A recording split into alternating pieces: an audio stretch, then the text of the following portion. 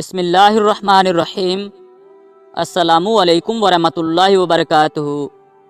ظہور اسلام کے وقت جبکہ حضرت علی رضی اللہ تعالی عنہ کی عمر ابھی بہت کم تھے، لیکن آپ رضی اللہ تعالی عنہ لکھنا پڑھنا جانتے تھے، اس لیے ابتدائی سے بعض دوسرے صحابہ کی طرح آپ بھی حضرت صلی اللہ علیہ وآلہ وسلم کے تحریری کام انجام دیتے تھے۔ چنانچہ کاتبان وحی میں آپ کا نام بھی ہے۔ حضرت صلی اللہ علیہ وآلہ وسلم کی طرف سے جو مکاتیب و فرامین لکھے جاتے تھے، ان میں سے بعض آپ کے دست مبارک کے لکھے ہوتے تھے۔ چنانچہ حدیبیہ کا صلح نامہ بھی آپ نے ہی لکھا تھا۔ اسلام کے علوم و معارف کا اصل سرچشمہ قرآن پاک ہے۔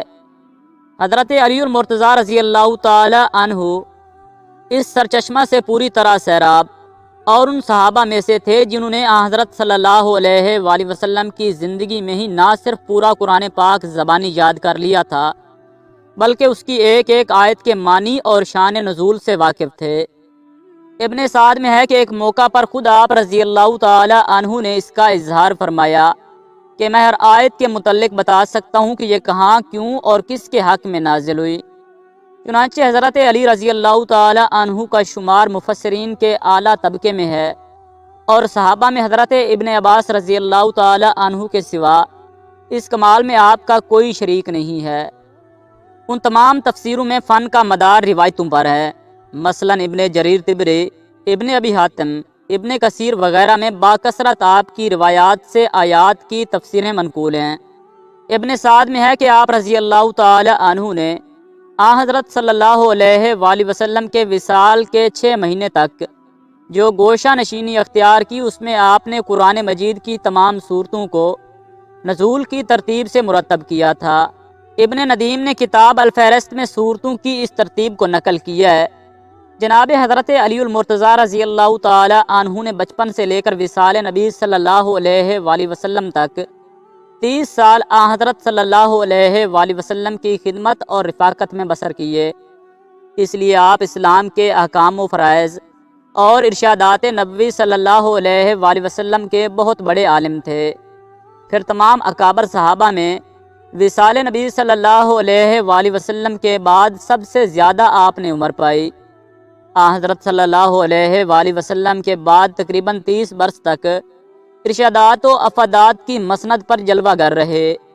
فقہ و اجتہاد کے لیے کتاب و سنت کے علم کے ساتھ صورت فہم دقیقہ سنجی، انتقال ذہنی کی بڑی ضرورت ہے، اور حضرت علی المرتضیٰ رضی اللہ تعالی عنہ کو یہ کمالات خدا داد حاصل تھے۔ مشکل سے مشکل اور پیچیدہ سے پیچیدہ مسائل کی تہہ تک آپ کی نقطہ رس نگاہ آسانی سے پہنچ جاتی تھی۔ یمن میں آپ نے 2 عجیب و غریب مقدمات کا فیصلہ کیا۔ یمن نیا نیا مسلمان ہوا تھا، پرانی باتیں بھی تازہ تھیں۔ ایک دفعہ ایک عورت اپنے نومولود بچے کو لے کر حضرت علی رضی اللہ تعالی عنہ کی خدمت میں روتی ہوئی حاضر ہوئی۔ اس کے ساتھ 3 مرد بھی تھے۔ وہ تینوں مرد اس بات کا دعویٰ کر رہے تھے کہ یہ بچہ اس کا ہے۔ ہر مرد کا یہ دعویٰ تھا کہ پیدا ہونے والا بچہ اس کو دیا جائے۔ اب حضرت علی رضی اللہ تعالی عنہ اس عورت سے کہنے لگے کہ تم ہی سچ بتا دو کہ یہ بچہ کس کا ہے۔ عورت کہنے لگی کہ مجھے نہیں معلوم کہ ان تینوں میں سے اس بچے کا باپ کون سا ہے۔ جب مجھے حمل ٹھہرا تو اس مہینے میں نے ان تینوں سے ہم بستری کی تھی۔ میری آپ سے درخواست ہے کہ میری غلطی کو معاف فرما دیا جائے۔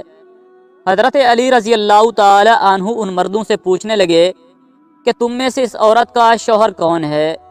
ایک مرد نے ہاتھ کھڑا کیا تو آپ رضی اللہ تعالی عنہ نے اس سے فرمایا کہ کیا تم حلفاً کہہ سکتے ہو کہ یہ بچہ تمہارے نطفے سے پیدا ہوا ہے؟